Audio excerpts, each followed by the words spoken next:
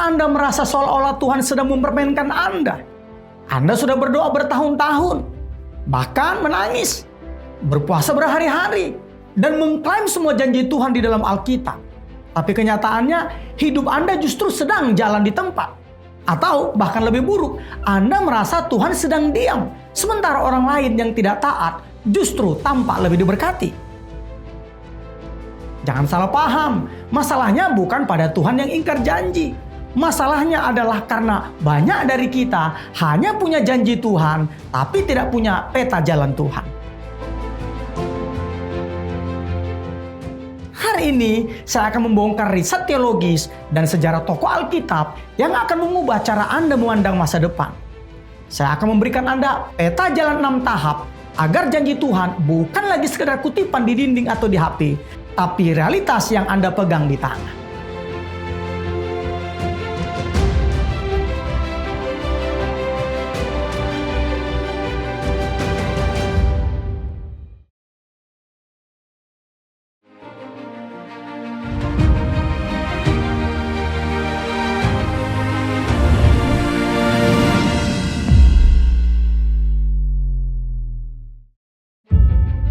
Shalom saudaraku yang terkasih dalam Kristus Yesus. Saya Pendeta Tommy Ringo, dan beberapa waktu ke depan kita akan masuk ke dalam laboratorium iman. Kita akan menggabungkan kebenaran Alkitabiah dengan riset bahasa asli dan observasi nyata mengapa beberapa orang melihat mujizat setiap hari, sementara yang lain hanya melihat fata morgana. Mari kita mulai, sebab ini bukan teori. Ini blueprint sorgawi yang dipakai Abraham, Yusuf, Musa, Daud, Daniel, dan jutaan orang percaya sepanjang sejarah. Mari kita mulai dari tahap pertama dan yang paling utama, yaitu percaya kepada Tuhan dan janjinya.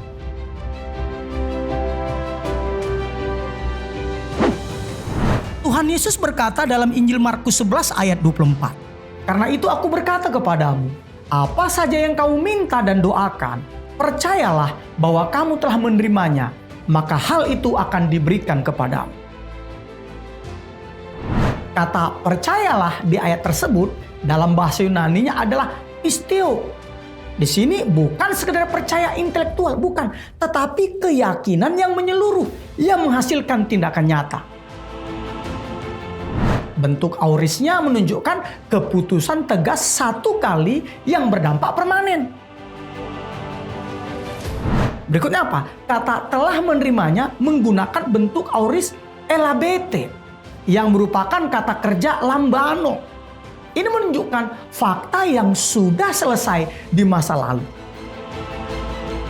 Ini bukan harapan masa depan, tetapi realitas spiritual yang sudah ada sebelum manifestasi fisik. Juga Ibrani 11 ayat 1 menuliskan, iman adalah dasar dari segala sesuatu yang kita harapkan dan bukti dari segala sesuatu yang tidak kita lihat. Ini berarti apa? Percaya bukan perasaan, tapi keputusan. Kata Yunani untuk dasar dalam Ibrani 11 ayat 1 adalah hypostasis, yang berarti sertifikat kepemilikan, jaminan yang sah. Iman adalah dokumen hukum sorgawi yang menjamin janji itu menjadi milik kita sebelum kita melihatnya secara fisik. Analogi sederhananya adalah, bayangkan Anda memesan barang di toko online. Begitu pembayaran dikonfirmasi, sistem mencatat apa? Pesanan diterima, meski barang belum sampai di rumah Anda. Di dunia spiritual, begitu Anda berdoa dengan iman, Tuhan sudah mencatat approve, tinggal menunggu pengiriman di waktunya Tuhan. Ingat, Abraham berusia 75 tahun ketika Tuhan berjanji memberikan keturunan. Secara biologis, mustahil. Sarah mandul dan sudah menopause pula. Tetapi Roma 4 ayat 19 sampai 21 mencatat, imannya tidak menjadi lemah walaupun ia mengetahui bahwa tubuhnya sudah sangat lemah karena usianya telah kira-kira 100 tahun dan bahwa rahim Sarah telah tertutup. Tetapi terhadap janji Allah, ia tidak bimbang karena ketidakpercayaan. Malah ia diperkuat dalam imannya dan ia memuliakan Allah. Dengan penuh keyakinan bahwa Allah berkuasa untuk melaksanakan apa yang telah ia janjikan. Nah, dari ayat ini jelas bahwa Abraham tidak menyangkal fakta, yaitu tubuhnya lemah, Sarah mandul. Tetapi ia memilih untuk percaya fakta yang lebih tinggi, yaitu janji Tuhan. Penelitian teologis menunjukkan iman Alkitabiah bukan menolak realitas, tetapi memilih kebenaran Allah di atas realita yang terlihat. Pertanyaannya adalah, sudahkah Anda benar-benar percaya janji Tuhan seperti fakta yang sudah terjadi? Atau masih ragu-ragu? Berikutnya kita memasuki tahap kedua, yaitu memiliki mindset yang benar.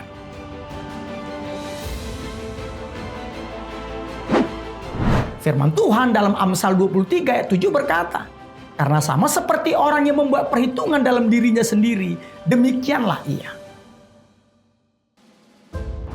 Juga dalam Matius 9 ayat 17 Yesus berkata, "Dan orang tidak menuangkan anggur yang baru ke dalam kantong kulit yang tua, tetapi anggur yang baru disimpan dalam kantong yang baru pula." Kata perhitungan dalam Amsal 23 ayat 7 dalam bahasa Ibraninya sya'ar, yang berarti gerbang atau ukuran. Artinya apa? Pikiran Anda adalah gerbang bagi berkat Anda. Kata ini juga berarti menghitung, mengukur, berpikir. Ayat ini secara harfiah, literally mengatakan, seperti pikirannya dalam hatinya, demikianlah ia. Dalam Matius 9 ayat 17, kata Yunani askos untuk kantong kulit menggambarkan struktur mental yang sudah kaku dan tidak fleksibel. Yesus mengajarkan janji-janji baru Tuhan membutuhkan struktur berpikir yang baru. Analogi sederhananya, pernahkah Anda mencoba memasang aplikasi baru di HP jadul yang sistem operasinya kuno? Jika Anda lakukan, maka timbul kalimat pemberitahuan, tidak kompatibel. Demikian pula dengan berkat-berkat Tuhan level baru.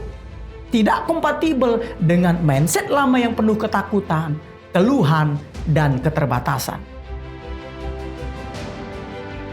Nah, perhatikan kontras ini yang tertulis dalam Bilangan 13-14. Di situ tercatat 12 pengintai masuk ke Kanaan yang sama. Mereka melihat tanah yang sama, kota yang sama, raksasa yang sama. Hasilnya apa? 10 pengintai melaporkan kita seperti belalang di mata mereka. Ini tertulis dalam Bilangan 13 ayat 3.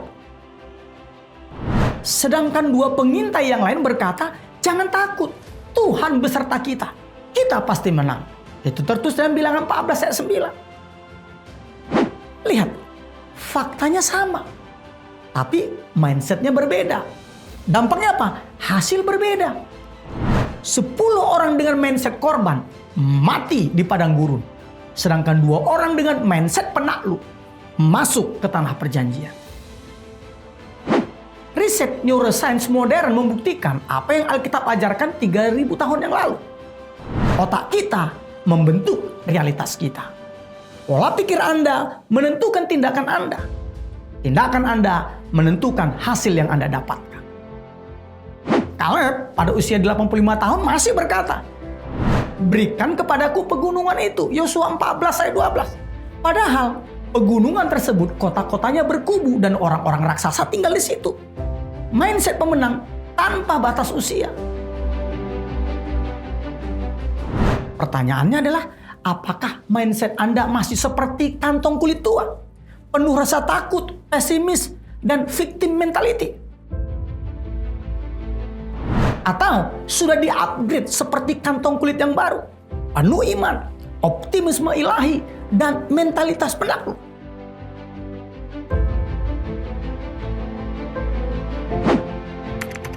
Berikutnya, kita ke tahap yang ketiga, yaitu upgrade diri.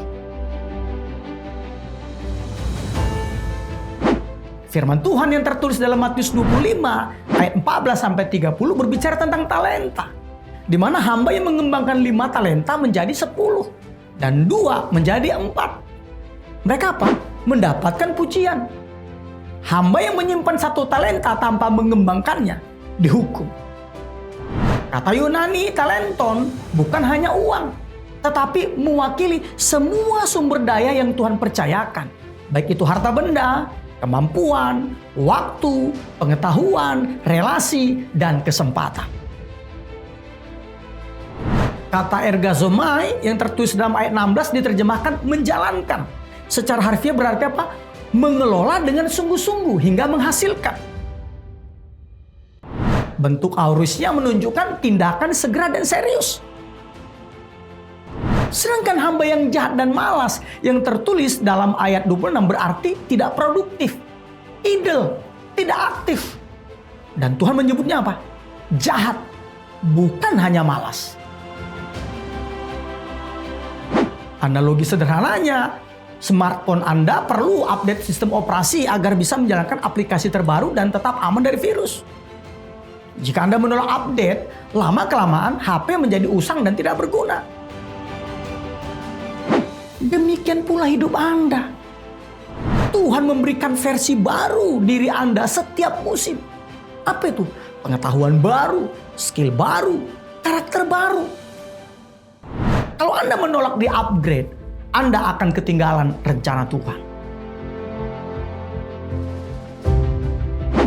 Lihatlah Yusuf. Di sumur, di rumah Potifar, di penjara, ia terus belajar. Penelitian sejarah Mesir kuno menunjukkan, untuk menjadi Perdana Menteri Mesir, seseorang harus menguasai bahasa Mesir, hieroglif, administrasi kompleks, politik istana, dan manajemen ekonomi nasional. Apakah Yusuf bisa dan mahir semuanya itu dari lahir? Tidak. Ia upgrade diri. Di rumah Potifar, ia belajar bahasa, budaya, dan sistem Mesir. Di penjara apa? Ia belajar memimpin dengan melayani. 13 tahun persiapan untuk masa depan yang Tuhan janjikan. Juga Daniel dan ketiga temannya memilih belajar di Universitas Babel. Yang mereka pelajari apa? Bahasa, sastra, dan kebijaksanaan Kasdim. Ini tertulis dalam Daniel 1 ayat 4. Namun mereka tetap setia kepada Tuhan. Hasilnya, mereka 10 kali lebih cerdas, 10 kali lebih cakap, 10 kali lebih bijak dari semua orang bijaksana di kerajaan Babel. Ini tertulis dalam Daniel 1 ayat 20. Pertanyaan kritisnya adalah, apakah Anda masih seperti 5 tahun yang lalu? Atau Anda terus bertumbuh dalam pengetahuan, skill, karakter, dan iman? Tuhan tidak akan mempercayakan tanah perjanjian kepada orang yang masih punya skill padang gurun.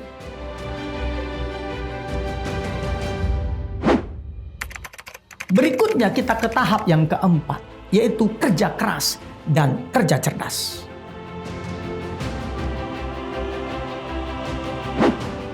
Firman Tuhan dalam Pengkhotbah 9 ayat 10a berkata, segala sesuatu yang dijumpai tanganmu untuk dikerjakan, kerjakanlah itu dengan sekuat tenaga.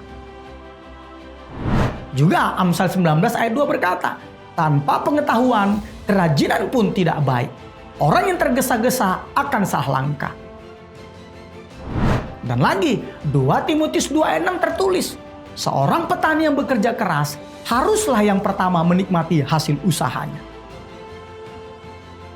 Kata sekuat tenaga dalam bahasa Ibrani, koach, yang tertulis dalam Pengkhotbah 9 ayat 10 berarti apa? Kekuatan, daya, kemampuan maksimal. Ini berarti Tuhan memerintahkan apa? Usaha total, bukan setengah hati.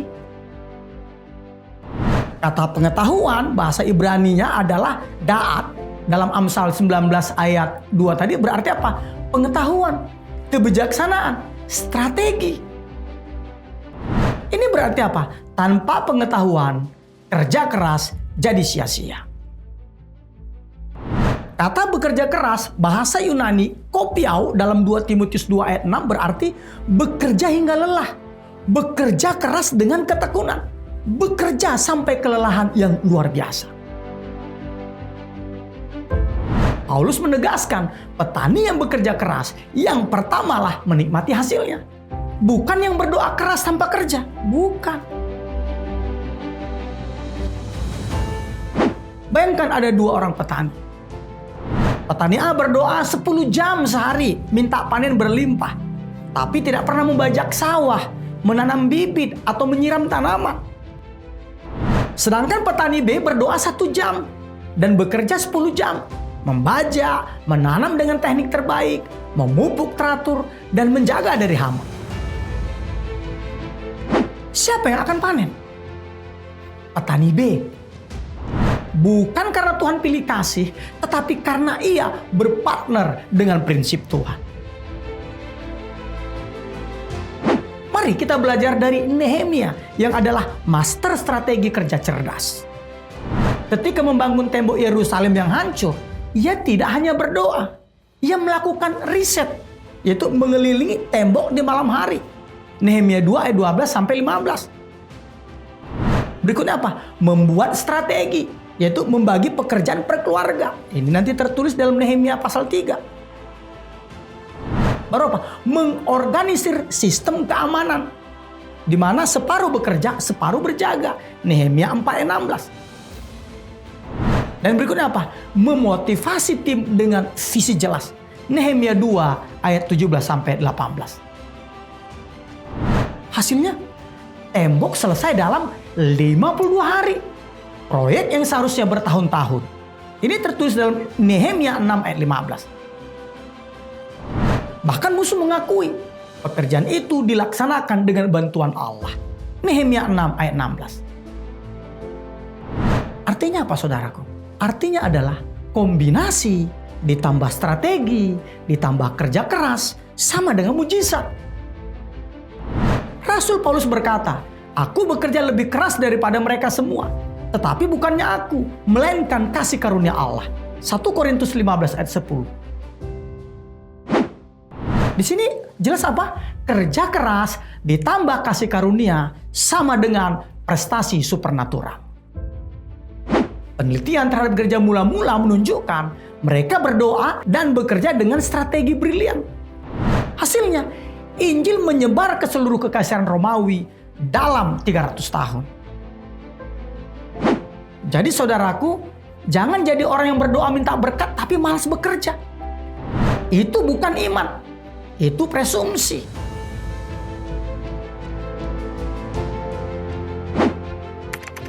Berikutnya, kita ke tahap selanjutnya, yaitu tahap kelima, tekun dan konsisten.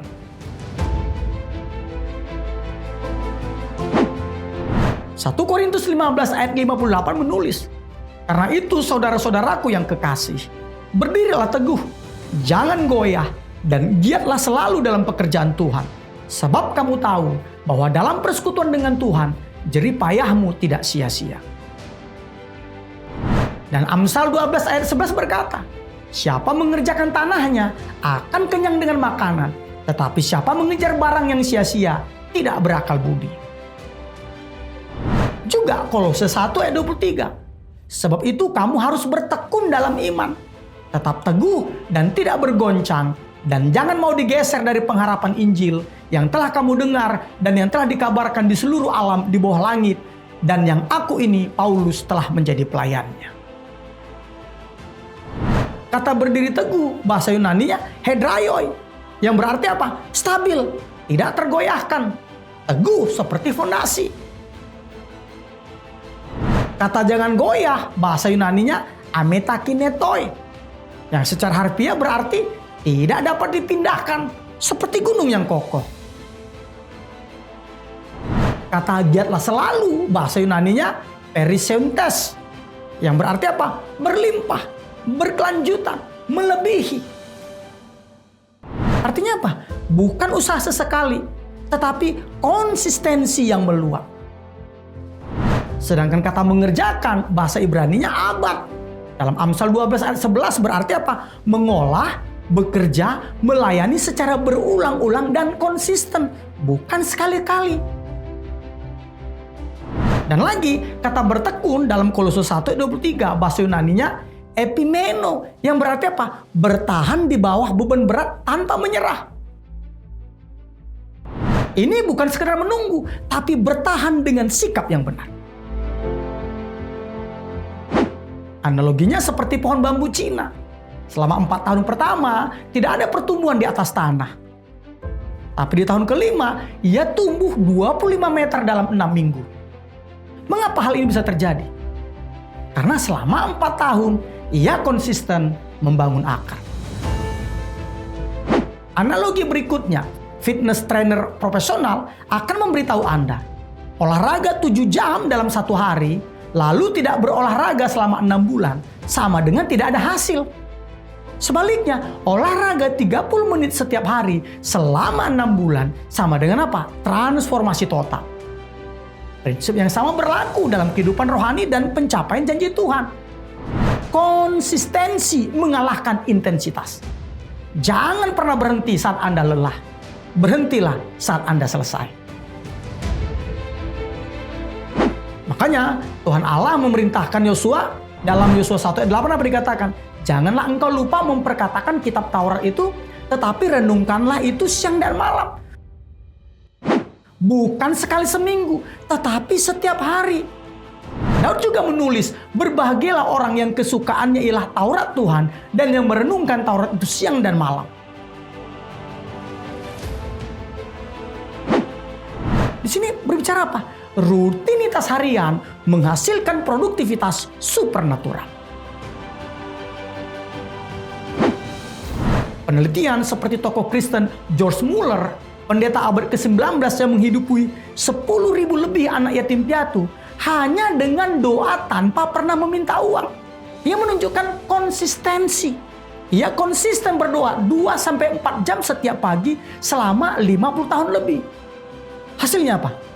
7,5 juta dolar. Itu nilai di abad ke-19 ya. Diterima tanpa pernah meminta. Riset James Clear dalam Atomic Habits membuktikan prinsip Alkitab. Perbaikan 1% setiap hari sama dengan 37 kali lebih baik dalam setahun. Masalah kebanyakan orang adalah apa? Semangat 3 hari, lalu berhenti ketika tidak melihat hasil instan. Mereka tidak sadar bahwa terobosan atau breakthrough ada di balik konsistensi yang membosankan. Ingat Nabi Nuh? Ia membangun bahtera 120 tahun tanpa adanya tanda-tanda datangnya hujan. Bayangkan ejekan dan keraguan. Tetapi Nuh konsisten taat. Hasilnya, kehidupan umat manusia diselamatkan. Berikutnya, tahap ke-6 atau tahap terakhir dari peta jalan ilahi adalah sabar.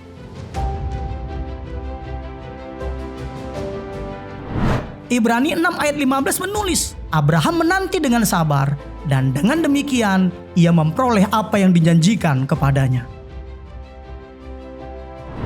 Juga Galatia 6 ayat 9 menulis, janganlah kita jemu-jemu berbuat baik, karena apabila sudah datang waktunya, kita akan menuai jika kita tidak menjadi lemah. Kata menanti dengan sabar dalam Ibrani 6 ayat 12 bahasa Yunaninya makrotumeo, yang berarti apa? Panjang napas. Lawannya adalah apa? Pendek napas, yaitu apa? Terburu-buru atau emosional. Kata ini kombinasi dari makros, panjang, dan timos, gairah, bersemangat. Ini bukan pasif menunggu, tetapi tetap berapi-api sambil menanti-nantikan janji Allah. Kata waktunya dalam Galatia 6 ayat 9 bahasa Yunaninya kairos, yang berarti waktu yang tepat ditentukan Tuhan. Bukan kronos, waktu kronologis biasa. Inilah disebut waktu ilahi. Analogi sederhananya, sebuah mahakarya seni tidak bisa diselesaikan dalam semalam. Jika Anda memaksa cat minyak kering lebih cepat dengan pemanas, hasilnya akan retak. Nah, camkan ini saudaraku, kesabaran bukan berarti pasif. Kesabaran adalah menjaga kepercayaan Anda tetap utuh saat waktu Tuhan tampak tidak sinkron dengan jam tangan Anda. Kedewasaan diuji dalam ruang tunggu. Analogi lainnya yaitu seorang petani menanam padi tidak akan menggali benih setiap hari untuk mengecek apakah sudah tumbuh atau belum. Ia tahu ada proses di bawah tanah yang tidak kelihatan mata. Ia sabar menunggu 3-4 bulan sambil terus merawat, menyiram, memupuk, membersihkan gulma. Lalu pada waktu yang tepat, panen berlimpah tiba. Demikian pula dengan kehidupan rohani. Ada musim penyemaian, yaitu kerja keras tanpa hasil terlihat. Dan ada musim panen, penuaian berlimpah. Karena itu, jangan pernah berhenti di musim penyemaian. Ingatlah Abraham.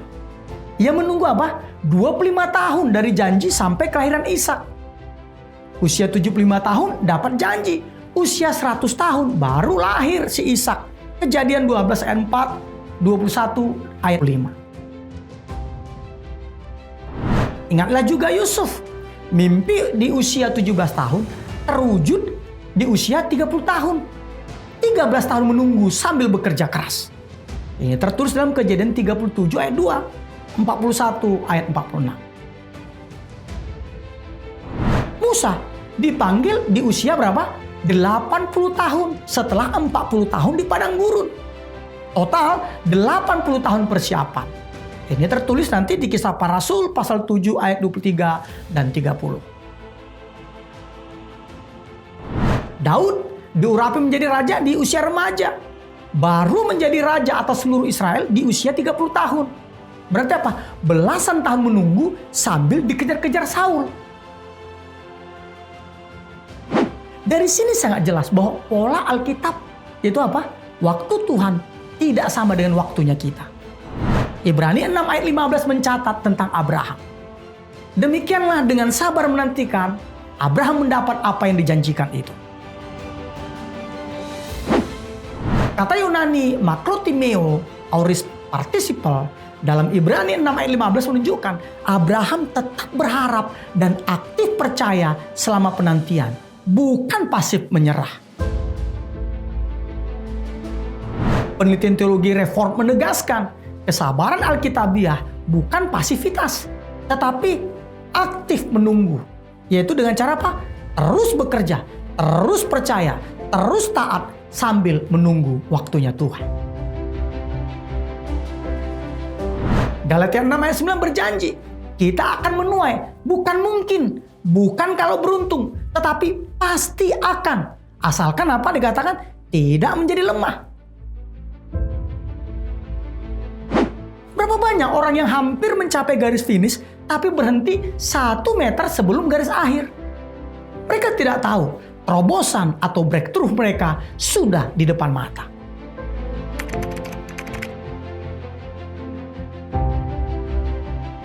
Jadi, saudaraku yang dikasihi Tuhan Yesus Kristus, inilah peta jalannya. Bayangkan Anda sedang membangun gedung pencakar langit. Iman adalah blueprintnya. Tanpa itu, Anda tidak tahu mau bangun apa. Lalu, mindset yang benar adalah fondasinya. Kalau fondasi salah, bangunan akan roboh. Berikutnya, upgrade diri. Ini adalah material berkualitasnya. Besi, beton, kaca terbaik, dan lainnya.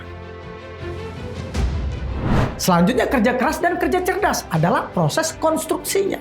Arsitek, insinyur, pekerja yang profesional. Berikutnya apa? Ketekunan adalah kesabaran membangun lantai demi lantai. Tidak ada gedung tinggi yang selesai dalam semalam. Selanjutnya, kesabaran adalah menunggu hingga lantai terakhir, finishing, grand opening pada waktu yang tepat. 6 langkah ini bukan pilihan alternatif. Ini paket lengkap. Kalau satu hilang, gedung tidak akan berdiri. Jadi saudaraku, janji Tuhan bagi Anda bukan sekedar angan-angan. Jika Tuhan berjanji, Ia tidak pernah lupa alamat rumah Anda. Namun Ia mencintai Anda terlalu dalam untuk memberikan janjinya saat Anda belum siap secara karakter. Ia sedang membentuk Anda menjadi pribadi yang mampu mengelola berkat tersebut. Bukan pribadi yang hancur karena berkat tersebut. Hari ini, saya menantang Anda. Jangan cuma ketik amin di kolom komentar. Pilih salah satu dari 6 tahap tadi yang paling sulit Anda lakukan. Apakah itu mengupgrade diri atau bekerja cerdas? Mulailah lakukan satu tindakan nyata dalam 24 jam ke depan. Jika video ini membongkar perspektif Anda, bagikan kepada 3 orang yang Anda tahu sedang hampir menyerah pada janji Tuhan. Jangan biarkan harapan mereka mati. Subscribe untuk tetap berada di jalur peta jalan ini. Ingat, janji Allah adalah kepastian, tapi respon Anda adalah penentu. Saya Pendeta Tommy Ringo, sampai jumpa di puncak penggenapan janji Tuhan. Immanuel.